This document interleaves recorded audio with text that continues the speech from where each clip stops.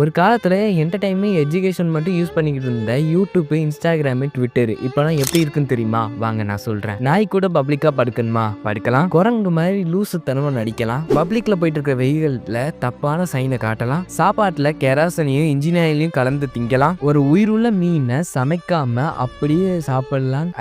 அதை தொல்லை பண்ணலாம். 1 செகண்ட், நான் வந்துட்டு வெஜிடேரியனோ வீகனோ சொல்லிட்டு நீங்க நினைக்க வேணாம். நம்ம சமைச்சு அதை சாப்பிடுறது வேற, ஆனா அதை இப்படி தொல்லை பண்றது வேற. மாட்டு சாணத்துல பிரெட்டை தொட்டு திங்கலாம். பைத்தியக்காரத்தனமா பாடி பில்ட் பண்ணலாம். 7 ரோட்ல போயிட்டு இருக்கிற மேல ஸ்ப்ரே அடிக்கலாம். எதை வேணா அமுக்கி காட்டலாம். அதை ஏன்டா அமுக்கி காட்டுறீங்கன்னா அப்படின்னு கேட்டாக்கா,